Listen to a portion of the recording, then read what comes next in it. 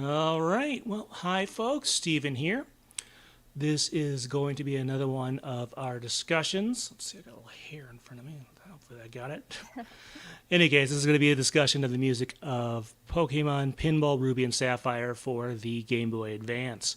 I'm here with Anne from Pikapi Podcast, and just before we do the actual discussion, we're going to do a little bit of an introduction here. Anne, where are you at on things with your podcast there? Right now, I am kind of just in and out of hospitals, so it'll get done when it gets done is where it's at. Sorry to hear that. Yeah, I mean, obviously I'd like it to be done like 5 weeks ago, but it's kind of one of those things, unfortunately. All right. Well, hope things improve for you there. That's for sure. And glad you could make some time for this. So, Yeah. But yeah, so in case you're not quite sure what one of these are, the way these work is that we do a discussion where we talk about our experience initially with the game, but we also primarily focus on the music. We'll talk about who worked on it, and also we'll pick out a variety of tracks to talk about as sort of a focus of it. And we just sort of pretty much go from there. We try to do these about once a month. We started with doing all the movies, pretty much, comparing the Japanese and English endings and talking about the overall music of them. We've exhausted all of those as of last year, so we started doing these side game discussions, since the main games, I think, tend to get discussed a fair bit there. And in some cases, you know, not that they're bad or anything, but they may not always be the most interesting. And so on and so forth there. And then we do, at the very end, we do a little game discussion wrap-up as sort of a bonus segment. And then all this gets edited together and pushed out on the podcast feed in usually a few months. The next one you should be seeing on the podcast feed. Last month I published our Hey You Pikachu discussion from May. The next one you should be seeing out there, hopefully later this month, will be the discussion of disputed Pokemon songs. So those are ones that are not originally a Pokemon song, but have some connection to the franchise and also some life outside of it. So those are kind of the next things coming up there. Otherwise, that's kind of what's going on. But I think we're going to get started. So the way this works is we have to check up a few things. We always do a test stream beforehand. But let's see here. Nope, got to change folders on this one.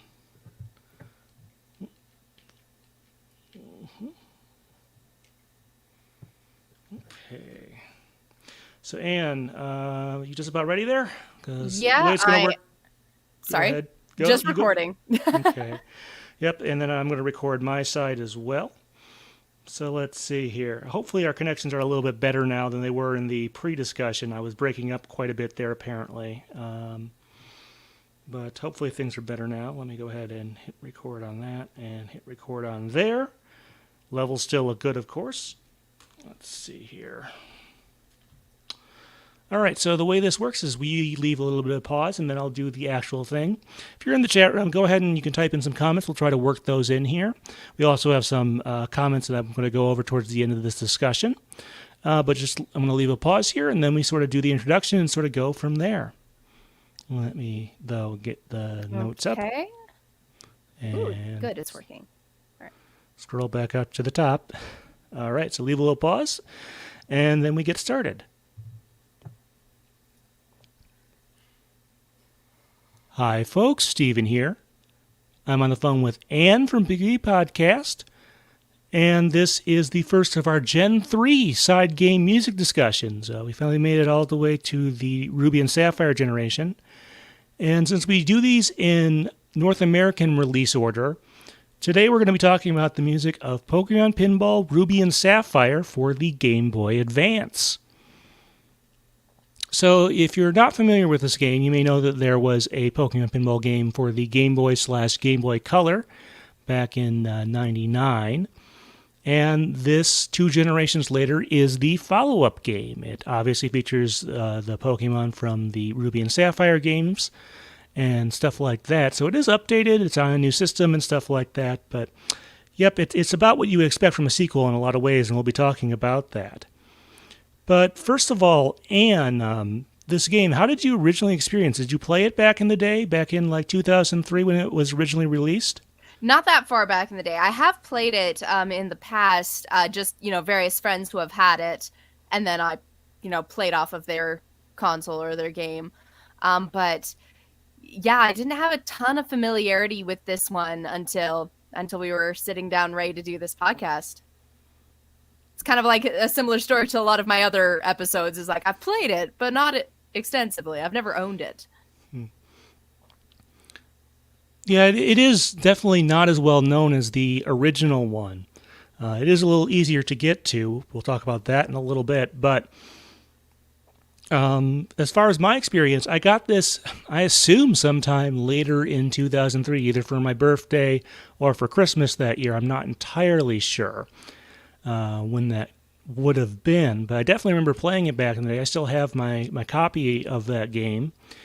And I remember enjoying it. But I like I said, I think it's not as memorable as the first one, but we'll talk more about that later. So as far as when this was released, I had said 2003, and it's actually a fairly compressed timeline. In Japan and North America, it was released in August of 2003. So as far as North America goes, the Ruby and Sapphire main games had released earlier that year. And then in the PAL territories, it released in November of 2003. So not that long after, and especially in the West, I would assume it's relatively close to the release of those games. The game, like its predecessor, was developed by Jupiter Corporation, I think that's what they're called, but Jupiter is they usually go by. They're best known recently for working on all the Picross games for the Switch, so they still exist. Haven't done anything really Pokemon related other than that Pokemon Picross game a number of years ago. And they haven't really done anything pinball related since then, but they did work on this and the original Pokemon Pinball, among other things. And let's see, as far as who worked on this, we're not entirely sure who did the music on this one. The game itself does not have a credit sequence, and I was able to find some names, and we're not entirely sure. One of those is Kazuya Suyama, and the other is Ayumi Sano. And the other is Ayumi Sano. I hope I said those about right. The first one there, Kazuya Samoy. The first one on there, Kazuya, is credited with a couple of Super Famicom games. And when I say Super Famicom, I mean they're Japanese only games for the Super Famicom, which is the Japanese equivalent of the Super Nintendo. And one of those is called Super Air Diver, but sort of lending credence to him working on this game is that he is special thanked on Fire Red, Leaf Green, and Emerald. So he must have had some sort of involvement in the Pokemon franchise. Anne, did you have any better luck figuring out who this person is? Not much for Kazuya or Ayumi. Both of them, like, I found their IMDb's, I found various staff breakdowns and credits, but who knows it, but no one cited their sources, basically. So, and I believe that this game does not actually have credits within it. So it's kind of one of those things where it's like, I feel confident saying that these two were in charge of composition, but without, people citing their sources, it's hard to tell. And again, even my foray into more Japanese websites mostly just brought up IMDb pages. So here's hoping they're living happy lives and have kept their privacy. But it does seem that they did at least composition work as part of a team, if not, the two main. Yeah. I mean, I suppose it's possible this is some sort of contract work or something like that they were brought in for. That they just needed somebody or they just knew somebody or whatever. So it could be a case like that. Before I looked up any names, I had assumed that whoever worked on this game also worked on the Pokemon Ranger DS games, because I found there were a number of similarities with the original music in this game and the music in that series. But these two names, at the very least, are not listed on any of those in the Ranger sub-series. So, like I said, I wish I knew more. Ayumi, in particular, I could not find much of anything on. Right. Okay, well, we might as well talk about sort of the overall sound design of this game. Now, interestingly, there are very few Game Boy Advance side Pokemon games. There are obviously, there's Ruby, Sapphire, Emerald, Fire Red, and Leaf Green on there. But there's actually only 2 side games on the Game Boy Advance. There's this one, and then the first Mystery Dungeon game, one of them is on the Game Boy Advance, Red Rescue Team. And that's it. So we're not going to have a lot of opportunities to go over the sound hardware of the Game Boy Advance, so we may as well do it now. So the Game Boy Advance, really, there are 2 parts to its sound capabilities. One of those is for backwards compatibility. It has all the sound hardware from the original Game Boy / Game Boy Color. It has all the little, pulse and sine wave channels and triangle channel, I think, and all that stuff is still in there. And it is used by Game Boy Advance games as well. And then on top of that, they added 2 digital channels, digital sample channels. And what's kind of interesting about them is that they are only 8 bits in depth. So in digital sound, the more bits you have, the larger the dynamic range. And like CDs are 16-bit, DVDs are 24, so on and so forth. So 8 is on the low side. And if you've ever wondered why a lot of Game Boy Advance music, when you listen to it, has kind of a hissy quality to some of the more complex instruments that goes away when they aren't making any noise. It has to do with something called quantization noise and dithering. In this game, you might not hear much of it on actual hardware, but if you're playing with headphones or if you're playing on emulation of some sort, that you definitely might notice. And I don't know if any of that struck you. I'm sure the technical aspects of it are a little bit above your head, probably, but a little. I was, some of my foray into like Vocaloid software in Utao by the nature of how they're recorded, some of that makes a lot of sense. But again, your technical knowledge and ability to put it into words that make sense, we'll just let you handle this one. But yeah, it is sort of a common complaint about the Game Boy Advance is that the digital, instrumental sounds of a lot of games have this very hissy quality to them, and that's just in part because of the low bit depth of those sounds. It is in stereo and all that stuff, but it does not have a lot of dynamic range, and that's sort of how it compensates to kind of do the best it can there. And I think that's a constant, whether you're playing on original hardware or if you're using this through some sort of emulation. Like this game is available, unlike the original Pokemon Pinball, on the Wii U Virtual Console. The original was never on like the 3DS, and we think that we're not sure why that is for the first game. We think it's a music issue, but we'll talk maybe about that a little bit later. As far as the overall style, for a pinball game, I did find the music in this one to be pretty laid back. Not all pinball, like real world pinball tables, have a ton of music or stuff like that, but it's usually more energetic and stuff like that. And did you sort of get that vibe as well from the overall soundtrack?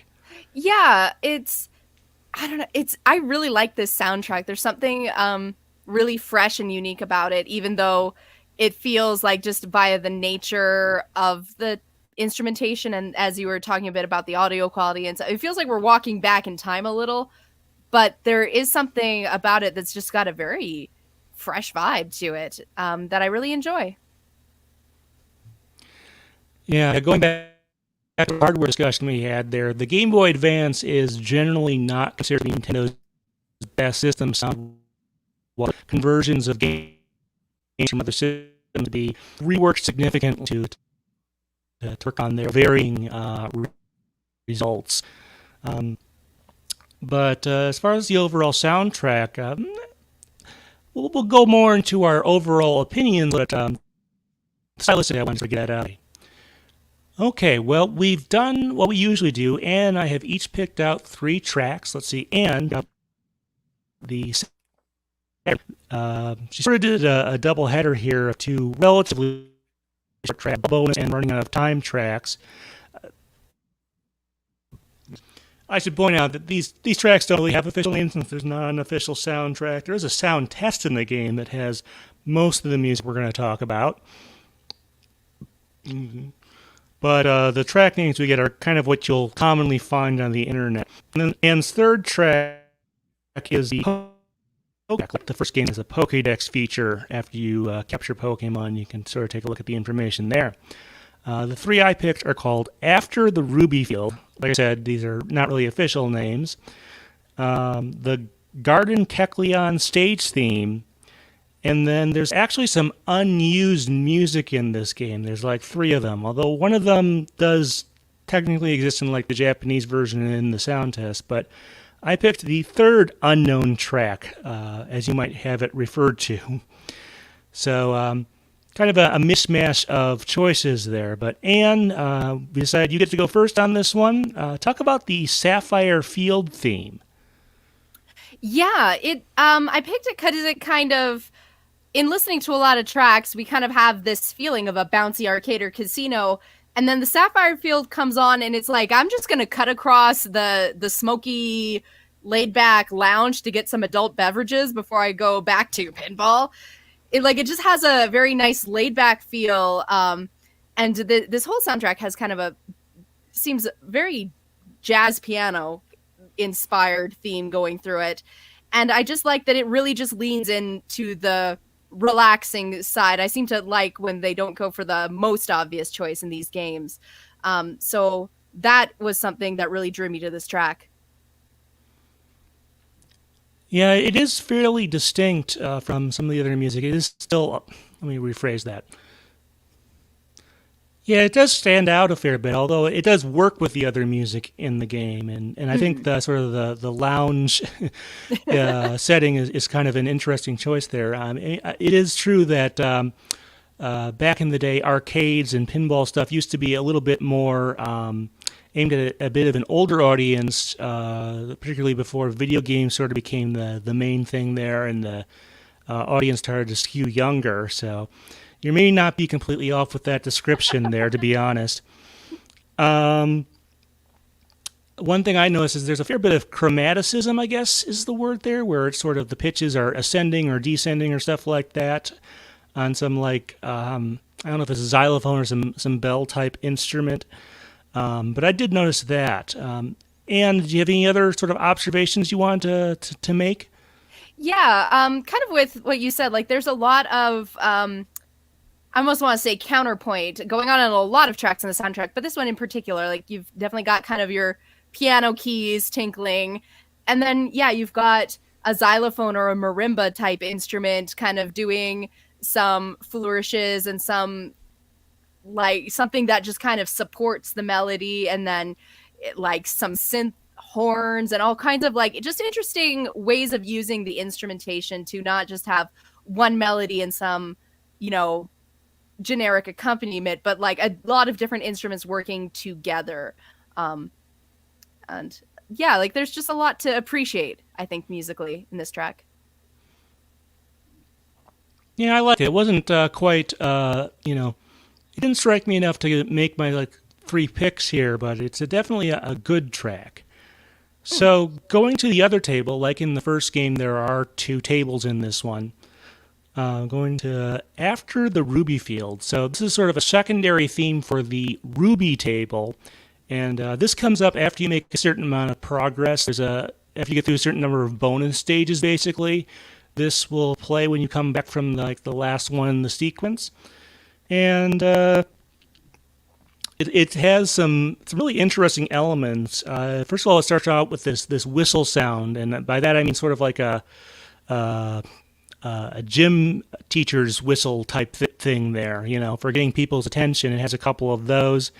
And then the actual melody is more of a piano and xylophone thing. And I think it has a little bit of tropical vibe. And what were sort of your overall or first impressions on this track? I like, gym teacher's whistle. My first thought was football practice, and then it turns into a nice summer day frolicking.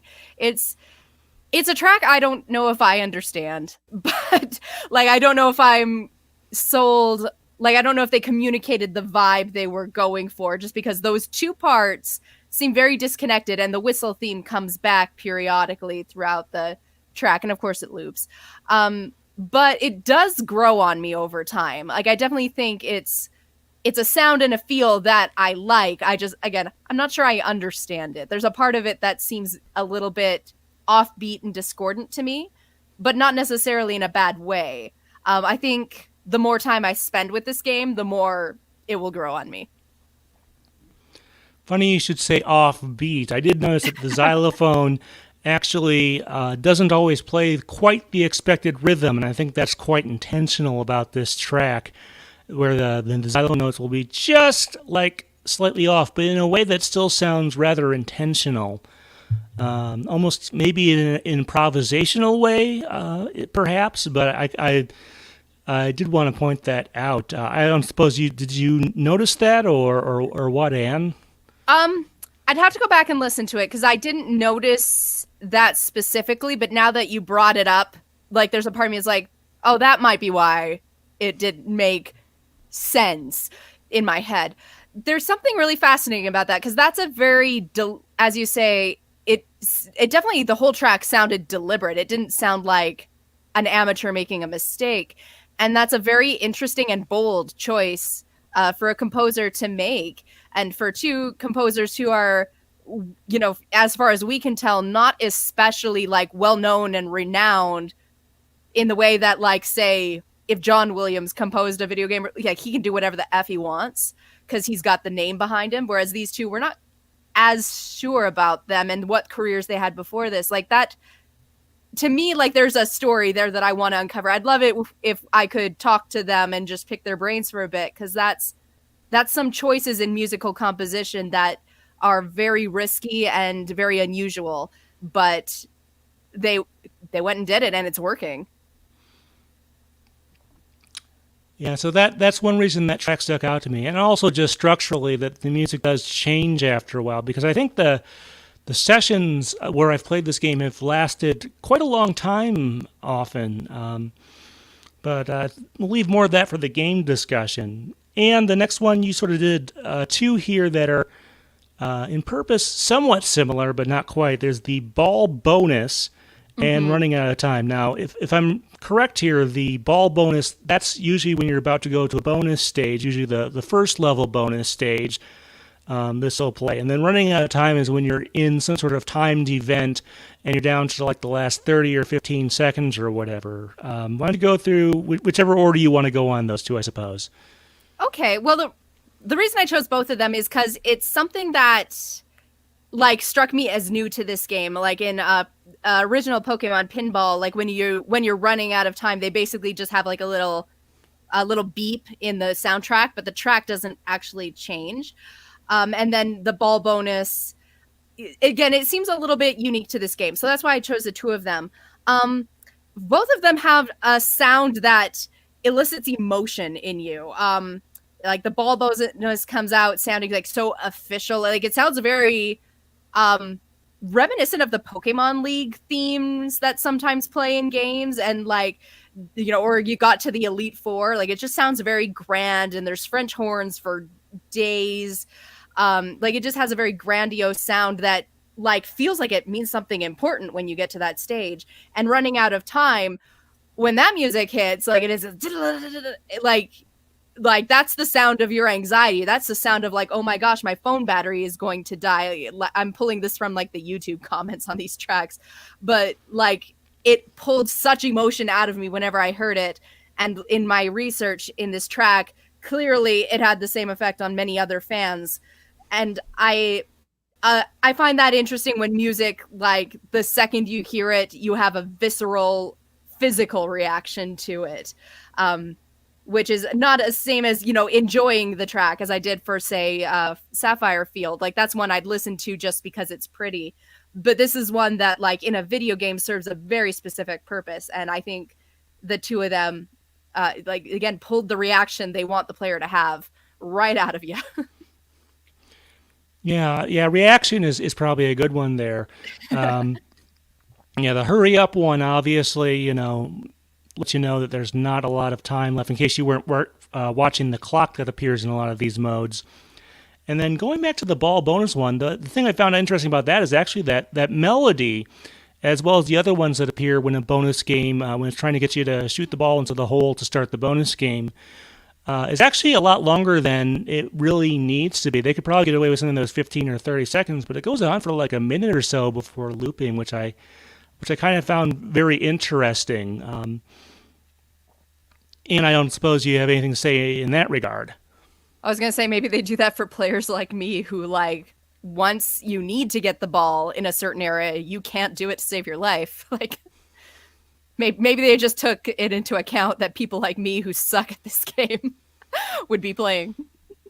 I suppose that's possible. I mean, the whole mechanic, I guess we may talk about that later, it is carried over from the previous game, and it does have a little bit of gravity to it, so it's not usually too hard to do that. But speaking of bonus games, I did pick out one of these to talk about here, and it's the Garden Keklian stage. Now, of course, Keklian is sort of, it's basically, it's one of the gimmick Pokemon of the third generation. I guess the other one is Castform, and maybe there's one or two others, but those are kind of the two big ones. And in case you've somehow forgotten, Keklian's gimmick is that it changes its color to blend in with its surrounding like a chameleon. And so the way this bonus game works is it's honestly a little bit sadistic because you have to sort of figure out where Keklian is. You have a couple little things that can help you find it. And then you're supposed to sort of hit the ball into it as many times as you can, which is sort of the goal of all of the bonus games. But this one in particular, there's a post-game victory screen where it has like crossed out eyes and whatnot, which is kind of sad. But as far as the music, it has sort of a couple feelings it could be going for here. There's a music box quality. I also put down carnival / merry-go-round vibe, and I also kind of got the idea of a magic act. And any thoughts on those kind of words I picked out there? I definitely think they fit. I want to ask you because I had to go to several different locations and they all kind of had the same weird audio quality. Like there's a lot of notes that sound like they don't match the chord, or like slightly out of tune music box where it's like you recognize the note they played, but all the subharmonics are way off. So you're like, or like, you know, you're trying to play an instrument with a piano that's not quite tuned the same way. Like, and again, talking about some of the other tracks where they do some very interesting choices that clearly an editor had to listen to, so it must have been deliberate. This is another track where I'm like, there was some very interesting musical conversations happening and choices being made. I don't know. What is your thought there? Well, yeah, I think that is intentional. And one of the reasons I use the term magic act is, of course, Keklian disappears eventually, and then you either have to sort of guess where it is based on, there's a puddle in the middle of the thing that it'll run through, or some bushes that it might disturb even though it's invisible, or you can hit the tree in the back and there's a Devon scope that you can use to actually be able to see it straight up. To be honest, I think this is probably the most clever of all the bonus games in this one, mechanically speaking, and I kind of wish some of the other ones were a little more clever in that regard. But that was sort of where I came with the idea of Magic Act. Of course, in a Magic Act, one thing that often happens is they make things disappear, and that's sort of what Keklian does. So I think that was sort of the connection they were trying to make there, sort of a Magic Act, or also the merry-go-round. Also has a bit of a wandering quality to it. So basically that's what I kind of came up with, and that I sort of think that I'm pretty sure that's where they were going with this. Any other thoughts on that one, Anne? It's a good choice. Like, that's such a fascinating track. and a fun bonus level too. Yeah, I do like that. All right, well, let's see. Anne, we've got your third track here, which is the Pokédex. Now, if you've gone to the Pokédex in this one, you probably recognize this track from Ruby and Sapphire. So a lot of the instruments are carried over from that game, but also in this case, one of the tracks. You want to give us some details on this? I'm actually not sure which one it is based on, but like I hear it, I'm like, oh my gosh, yes, I've heard this before. So I'm going to assume it's a mix of Route 101, maybe, but yeah, it's something like people who are better at the game of guessing what the song is by the first bars of music, you'll know what this is once you hear it. It's just sounds very Pokemon. I really love the bells, and like there's some synth horns alongside the keyboard going in counterpoint again. But it just gives it a very like, this is the start of our journey, world of Pokemon sort of feel to it. And I'm glad they found a place to put this track. Again, I could not tell you exactly where in Ruby Sapphire they pulled it from, but it sounds extremely familiar. So I know Steven can, because he's really good at that game. Well, I'm smiling here if you were watching this on stream, but this is based on the Evergrande City theme, which I believe is the city at the very end of the game, I believe, of Ruby and Sapphire. It is close to the original. It doesn't sound quite the same, although that may have just been how I was listening to it. But I think it gives off a good sense of accomplishment because, of course, one of your goals in this game, besides getting a high score in each time you play it, is to fill in your Pokédex by catching and evolving as many Pokemon as you can over the course of the game. So I think it kind of fits in here. Excuse me. Let me try that again. So I definitely say it sort of fits in here. It fits the task that they asked it. It fits the purpose that they asked it. Sorry, that still doesn't sound quite right. It fits what they were using it for here. So I'm not sure how different it is. It does sound a little bit different. It might be a little bit softer. That might have just been the result of like how the samples were implemented or stuff like that. But yeah, I do think it was a good choice here for the Pokédex theme, since obviously there's no Pokédex theme for the main game, so I may as well bring something in here. Anything else to say about this one, Anne? Beyond that, I was really charmed by it. Not a ton to say. Like, again, I'm just really happy they found a place to put such a track that, resounds with familiarity, even if I'm, again, not as good at locating exactly where it played before. Well, just to fill folks in here, I do have a little bit of an unfair advantage on you, and there's a cover of Evergrande City that I've used on my From 8 to 64 radio show that I do here in Madison, and that episode comes up every now and again, so that was one reason I recognized this tune, even though I wasn't exactly sure until I looked it up where precisely it was from in the game. I knew it was familiar from a cover I've played on that show. Ah.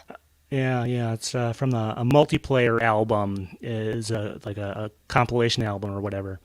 How fun. All right. Well, we had mentioned that there are some unused tracks. One of them, like I said, is used for like some e-reader feature in the Japanese version. But I picked the third unknown track. And you're going to have to look this one up. I don't think it's even really accessible via the sound test. It's just in the cartridge somewhere. But this is a very, very soft track. It's got woodwinds and some light piano. And to be honest, I felt it had a very much lullaby quality. And, whenever you have an unused track, you try to figure out what it was designed for. And a couple possibilities here. It could be for a credit sequence that was never programmed into the game. Maybe it was something Jirachi related. Jirachi is in this game, but you get it through a different mechanism. Maybe at one point... My theory is that maybe at one point there was going to be a Jirachi bonus game, and they sort of cut that to put Jirachi in a different way. And any thoughts on any of the things I just spouted out? Well, yeah, my first thought also was something to do with the legendary Pokemon. Because on the one hand, yeah, you got your Rayquaza and your Groudon that you try to catch or that you have levels with in this game. But Advanced Generation also has legendaries like Jirachi and Latios and Latias. And, like, they have a lot of legendaries and pseudo legendaries that are not your big bombastic, like they might destroy the planet, but like your softer, more friendly type legendaries that's in the anime and in the movies, like you have some very personal connections with. So it seemed to fit something to do with that, like maybe a level where you got to, like maybe a cutscene that you got if you beat so many things, and then you got to see Jirachi or something like that. But I remember a game or two ago, there was like a surprisingly soft and mellow credit sequence after a like very fast paced, energetic game. So your idea of a credit sequence that was, never used is also a good choice, I think. It's hard to tell. It fits the rest of the soundtrack, and then at the same time, it's a little softer and more sedate and stands apart. Yeah, and going back to what we said earlier about the GBA sound hardware, if you're looking for an example where you can really hear like the quantization error / dithering issue that I talked about, the latter is used to cover up the former in digital sound, by the way. But this is a pretty good example. It actually has quite a bit of hiss in it, and I think that's maybe just because some of the instruments are really soft and they're sort of running up against some of that stuff there. I'm not sure exactly if that's what it is or what, but it is definitely one of the hissier tracks that you can probably hear very easily, although there's, like you said, there's no way to get to it in the game, even via the sound test, I think. Did you notice that, Anne, or...? The hiss, yeah. But again, I'm pretty forgiving on that front for this. Just given that it doesn't have a proper release even, so... All right. Soundtrack, I mean. All right, well, let's talk about a few other sound aspects. Obviously, since this is a video game and B, a pinball game, at that, there are a lot of sound effects for various aspects for the flippers, for when the ball hits things and stuff like that. There are also a couple of voice samples for the kickback. They brought back not only Pikachu, but you can also get Pichu that will cover the other out lane and will jolt your ball back in there, and they have little voice samples that go in there. They do sound... The voice samples definitely sound better than what was in the original Pokemon Pinball, and since the Game Boy Advance is a little more capable, they don't have to stop the action while that sound plays. But, Anne, what are sort of your overall thoughts on sort of the non-musical sound aspects of this game? Well, obviously I love having the voice samples, not just for Pikachu, but this time for, I believe it's... Well, a couple of different Pokemon, I think. But yeah, they brought in Satomi Korogi again. So that was very nice to have just a little bit more than just Pikachu. And then, yeah, like there's a lot of fun little sound effects and things going on. It's hard to... I'm not as familiar with this game as I have become with the original Pinball over time. So I feel like it's hard to like pick one thing out. But like they work well. Like definitely playing this with the sound off and not being able to hear the little cues that that show that you directly hit something, it changes how I'm able to play it. So in that sense, like they're not distracting, they are useful, but also like they just sound really cute and pleasant, as they should. Yeah, I suppose.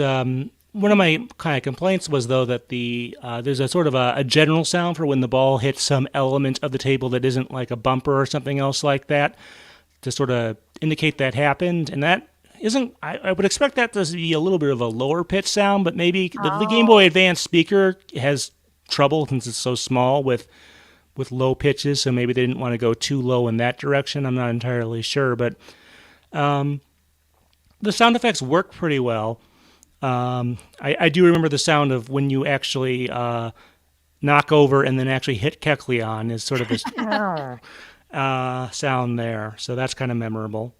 There's a lot of like busting up Pokemon in this game. Poor Nesleaf.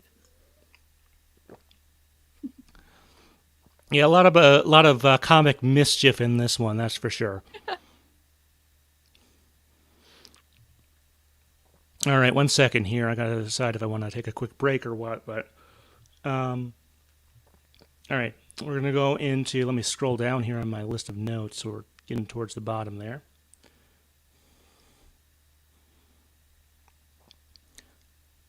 All right, well, I guess we should give our overall opinion on the sound here. As I mentioned kind of earlier, I definitely don't find the music and sound here quite as memorable as the original one. It's possible that it's a sort of an unhappy medium effect where the Game Boy Advance is, well, technically more advanced than the original Game Boy. Excuse me. Well, technically more advanced than the original Game Boy. I'm trying to think of the word I'm trying to use here. Using it again. While technically more advanced than the original Game Boy, is in some ways not as impressive. It doesn't reach the heights of some of the later systems in terms of their capabilities, but it's not as maybe nostalgic either. As far as the compositions themselves, I like a lot of them, but they're definitely not as memorable as the ones from the original Pokemon Pinball. And did you have similar observations, different ones, different opinions? It's kind of a toss-up for me because on the one hand, I do have a lot of similar observations, especially if I'm not playing the game. I'm just listening to tracks from the soundtrack. There's that sense of, like, this is the Game Boy Advanced. Like, there's a sense in your head, like, this should be better, whatever that, and that, weird ephemeral thing that doesn't actually mean anything. Unfortunately, the technology is not just so far and away advanced to be able to give that. Again, there is that sense of, like, could they have done more to make it distinct, to make it pop out musically, and make it, have that lasting quality? It's hard to say, but at the same time, when I was doing research for this, I found so many people commenting on various track and being like, that is the sound of my childhood. Oh my gosh, so many memories. So I do wonder, I've noticed in a lot of fandoms a bit of a generation thing where, the ones who grow up with, say, I don't know, the ones who grew up and Wally West is their Flash, they don't see the Barry Allen in the same way that those of us who grew up with Barry Allen as the Flash do. So I think in that sense, Pokemon Ruby Sapphire Pinball, there might be some people who grew up and this is their Pokemon Pinball, and to them, like, they don't see it as being less. Whereas we who grew up with the original Pinball, that is the thing in our mind as this is the sound of Pinball. So I think there might be some objective bias, I think, in my opinion, is what I'm trying to say. Because very much people seem to adore this music, the kids who grew up playing it. Yeah, it might be the very late millennial, early Gen Z, people who were a little too young to have too good a memory of maybe Gen 1 and 2, but sort of Gen 3 is when they got into it. I could certainly see something like this being a big deal. And the music isn't bad or anything like that. It just, but it didn't quite strike me in the same way as the first one did. Okay, 1 second here. I will be right back. I gotta take care of some. Well, let me think about this. I'm talking about taking a break to get some more water, just because I'm kind of thinking there. But actually, no. I think we'll just keep pressing on for at least a little bit. All right. Well, I've got some feedback to show. Okay, so Woohoo! Give me a second here to. I feel like we need a Blues Clues type theme song or something. Like, we got the mailbag.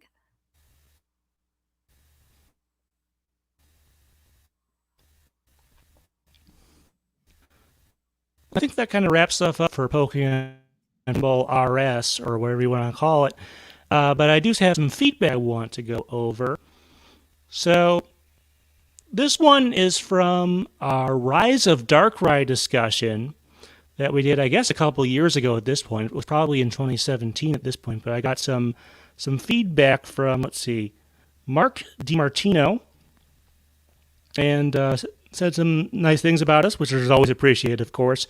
But he had asked, he'd been trying to find a high-quality version of I'll Always Remember You, which, of course, is the English ending theme to the Darkrai movie performed by Kirsten Price.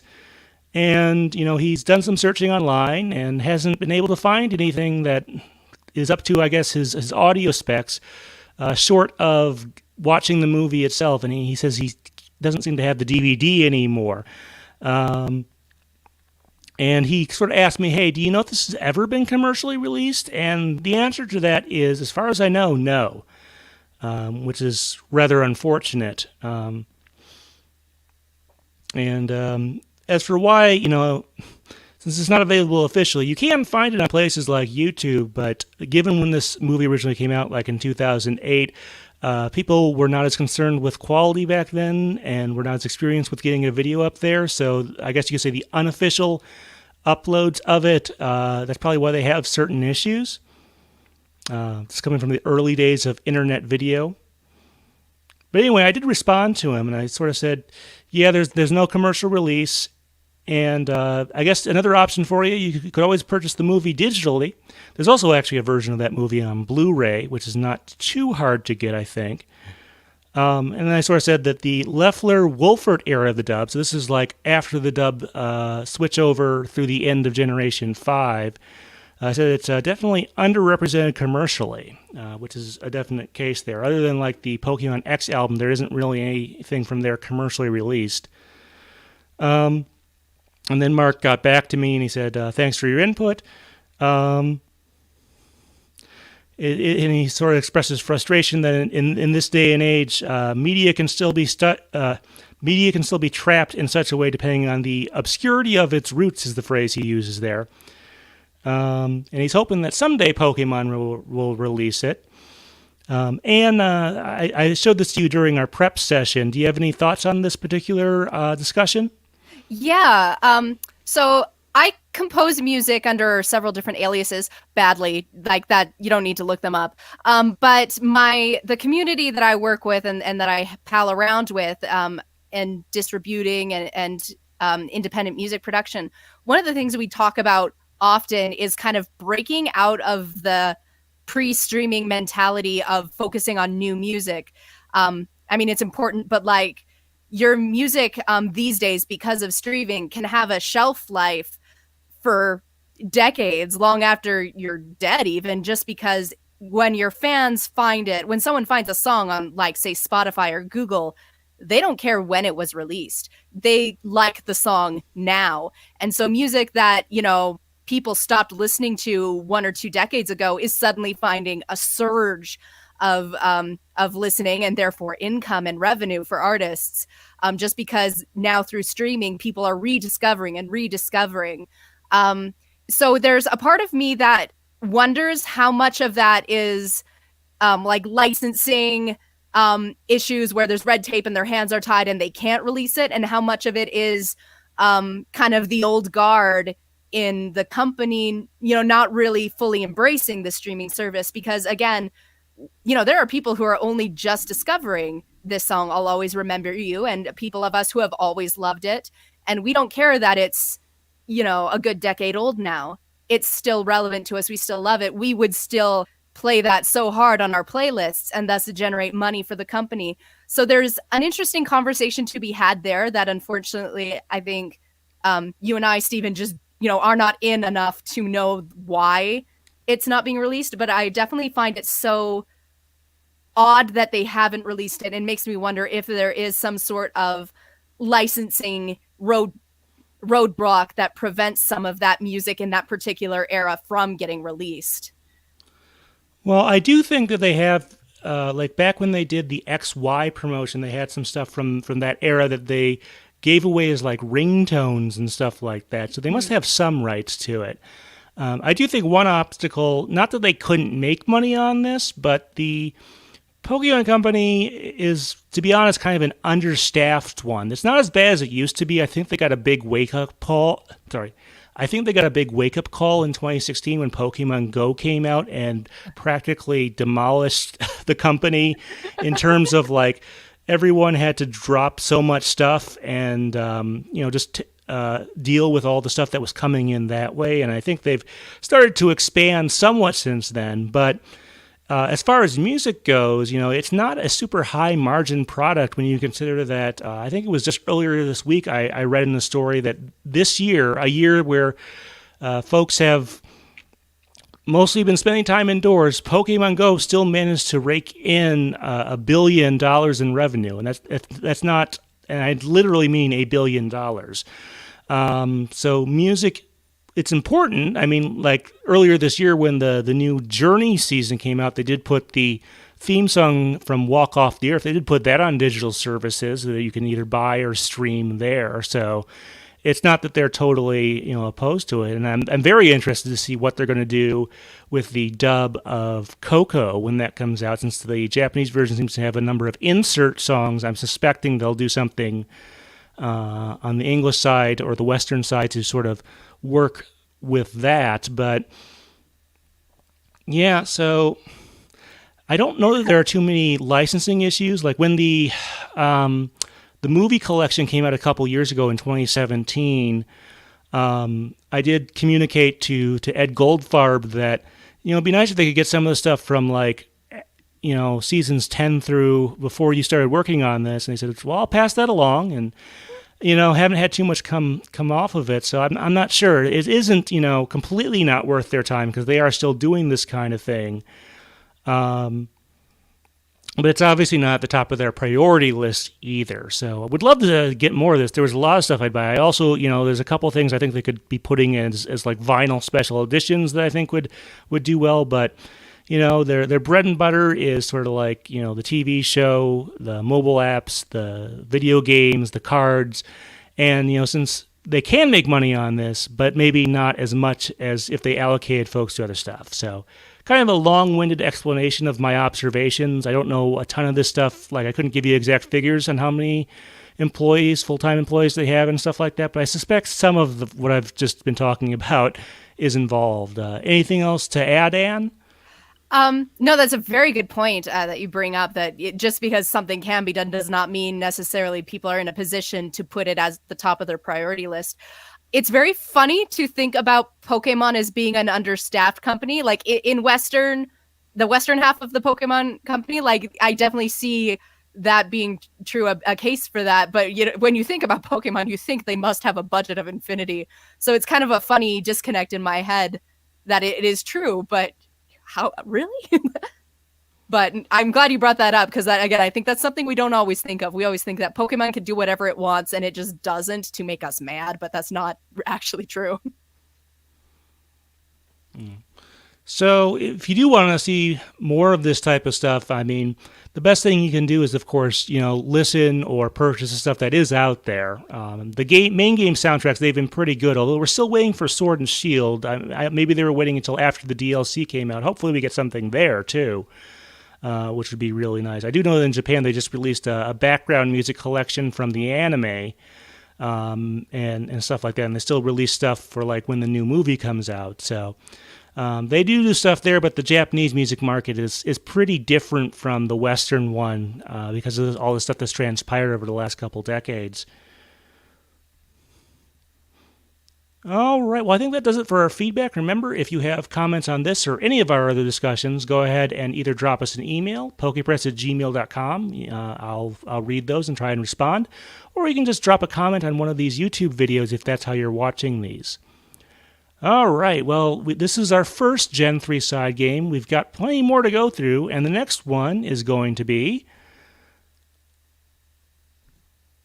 Pokemon Channel for the GameCube. So yes, this is the second and the first one on the GameCube for this generation.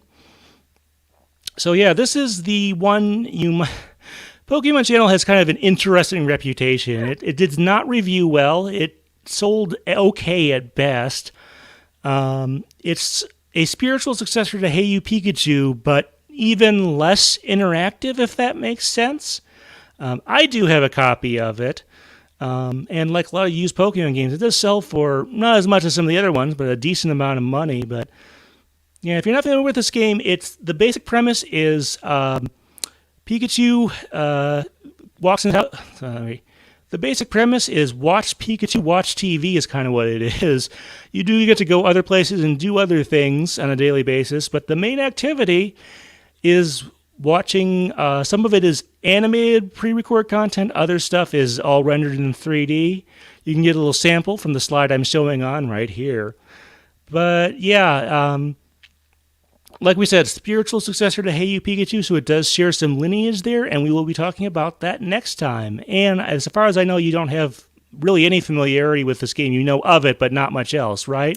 I have watched Pikachu watch a lot of television. I have never actually owned the game myself to do so. So a lot of Let's Plays. I have opinions about this game. It's so weird, but they are usually positive opinions nonetheless. So I'm kind of excited. Yeah, we'll definitely have stuff to talk about, and like I said, I mentioned there's some anime aspects to this, so there's some crossover stuff there, which is always fairly fun when we get to include that type of thing. But until then, Anne, thank you very much for being on. Thank you. This was nice. All right, folks, thanks. And then give a second, we're going to do our game discussion a little bit. Let me just move down out of the way. All right. Well, we're actually making pretty good time here. 1 second, folks. I am actually going to grab some water, and I'll be right back. I have to entertain you. What should I do? Puppet shows? I don't know. Hi guys. Is anyone watching? Any comments in the chat room? Not that I can tell. Yeah. I should have come up with a plan to juggle or something. Yeah. I am excited, like for reals though, to talk about Pokemon Channel. It's such my favorite Pokemon games are the weird ones. The weirder Pokemon is, the better. All right, appreciate your patience there, folks. Sorry about that. I just needed to get some more water here. My mouth is fairly dry today. It's actually temperature-wise, it's actually well above normal for November in Wisconsin. I could easily have worn this T-shirt outside today. I'm and so for the jealous. next couple, just so kind of interesting there. But now we're going to do our game discussion. So we're going to do another pause, and then I do have some comments here.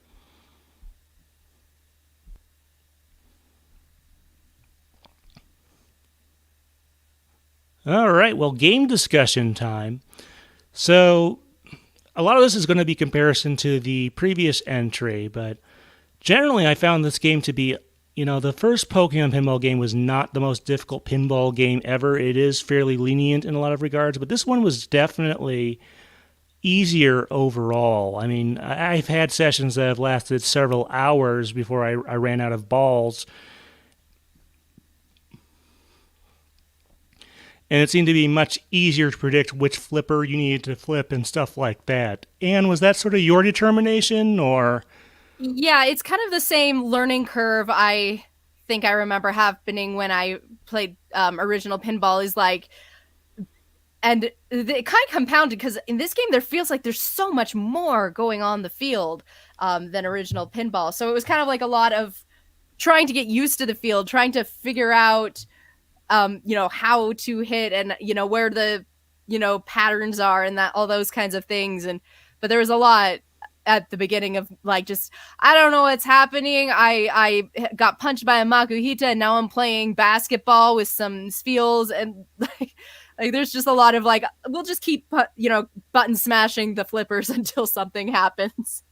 But you sort of over time kind of get a feel for how the board works. Well, I was more comparing it to the original. I meant that this was actually an easier game and easier to get done and get a handle on. Is that not how you felt about it? That is not how I felt about it. Keep in mind, these are not games I excel at. I enjoy playing them, but I'm not good at them.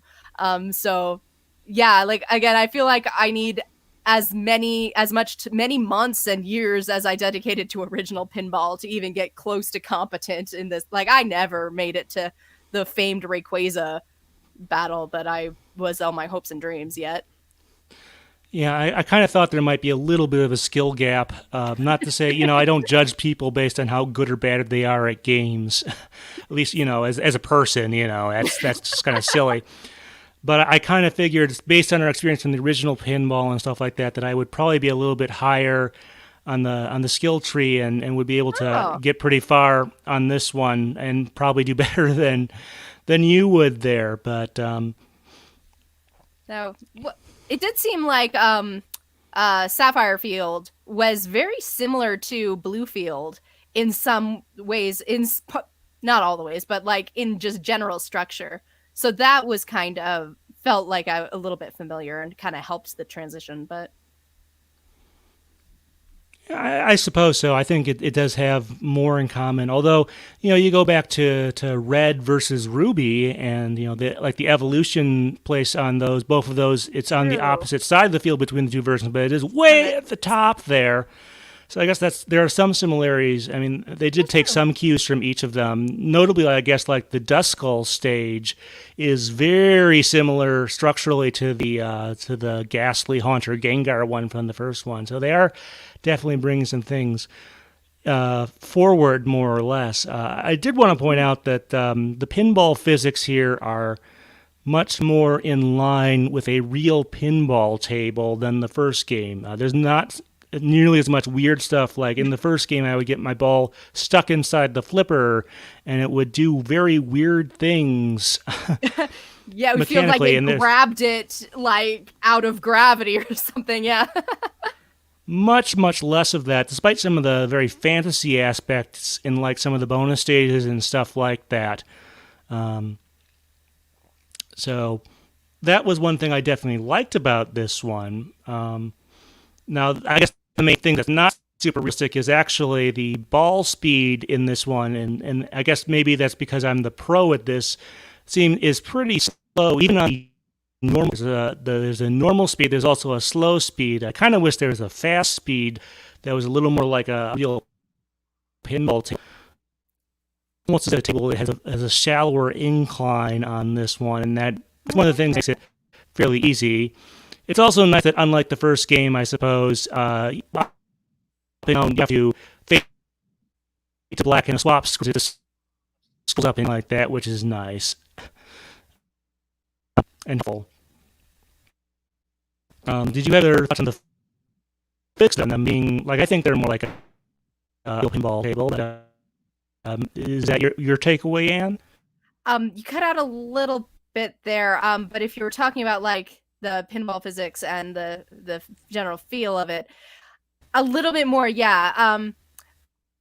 Again, being that I play this for fun but not for high scores, I really loved having a nice slow ball to play with. But yeah, like it did have like a lot of mechanic things that felt a little bit more natural and real to me. Again, you've logged a lot more pinball games than I have, so I think you are better suited to talk about what's realistic and what's kind of optimal in that sense. But I did notice the difference in this game and the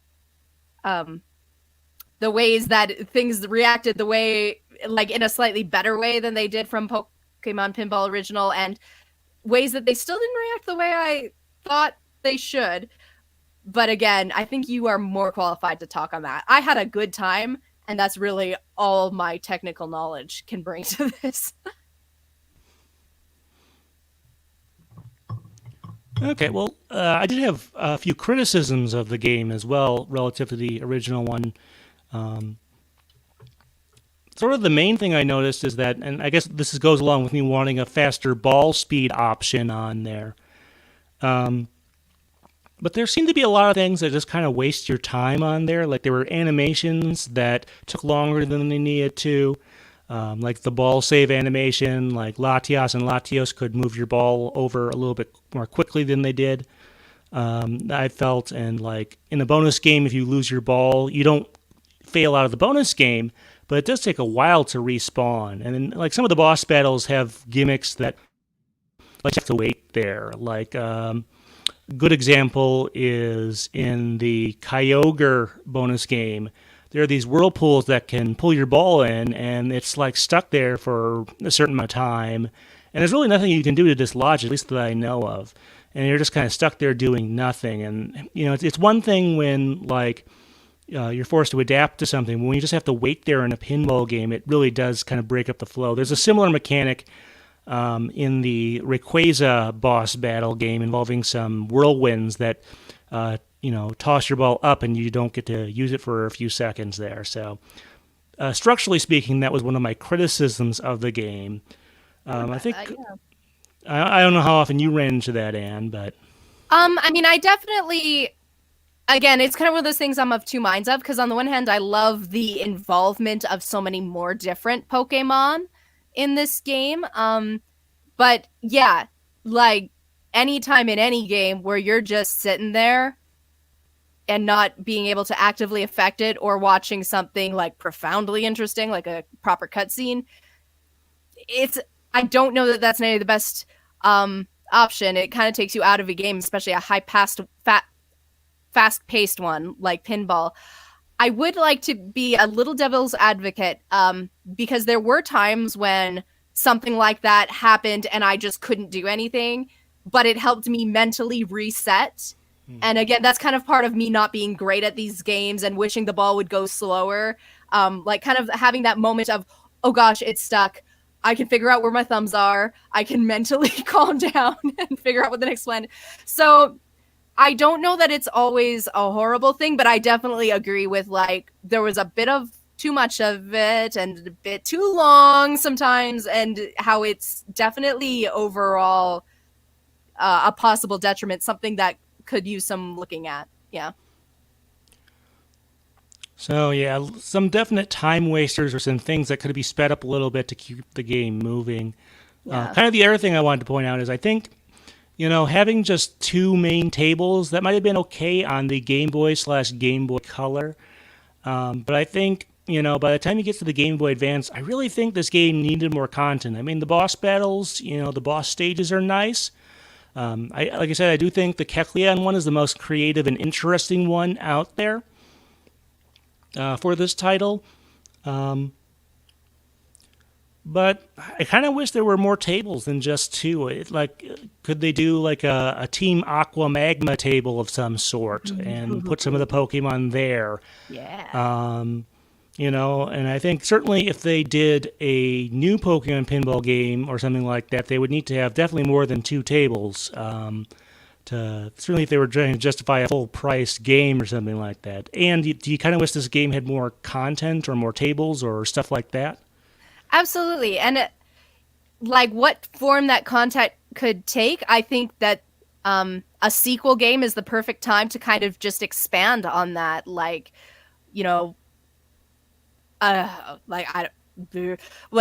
if you beat so many things so many times and suddenly the table changes, or just having a couple different tables that other than just the two, or like, I don't know, there's so much opportunity in a sequel game where like everyone's already expecting your basic two tables and like these sorts of basic things.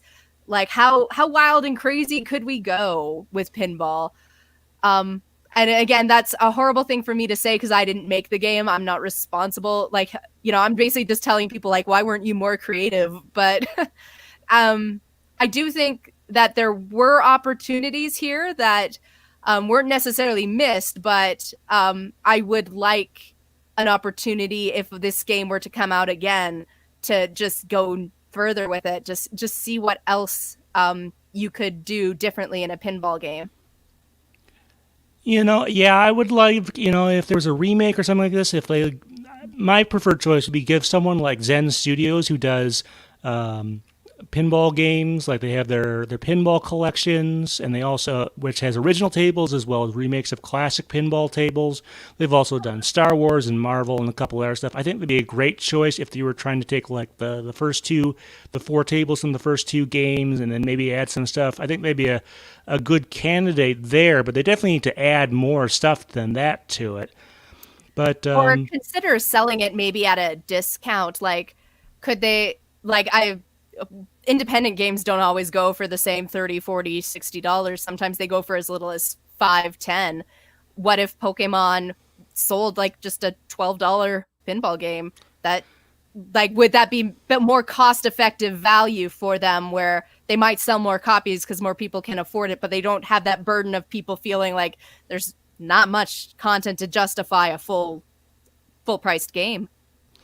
Well, I forget what I paid for Star Wars Pinball when I bought that on the Switch a month or two ago. I forget exactly what I paid for that. It was definitely not a full price thing, but like I said, I think people expect more of their pinball games, and I keep bringing this up because I really think the Switch is a great pinball system. it's worked out really well with the ability to detach the controllers and make it vertical, the HD rumble. All those features make it a really great platform for pinball games, and I think this would be a great time to bring back Pokemon Pinball in some form. With some new ideas. And, I think they could do a lot with it. They could make tables based on, like, the movies. And as I think I said with our original Pokemon Pinball discussion last year, there is one Pokemon movie with pinball-shaped MacGuffins. So that might be a good place to start. But yeah, I'm hoping that somewhere behind the scenes or something, they're working on something. Like I said, Jupiter is making Picross games now. I don't think it makes a lot of sense for them to. Maybe they could be involved, but I don't think it makes much sense for them to develop a pinball engine from scratch when there are third-party developers. But we'll see if anything happens in that area. But it sounds like both of us would be interested in such a thing. Isn't that right, Anne? Absolutely. I don't have to be good at a game to enjoy it. So yeah, I guess that's one way to. So yeah, I guess. So maybe after new Pokemon Snap comes out, maybe they'll do something like that. Ooh. All right. Well, I think that about covers things. That was a little shorter than some of our other ones.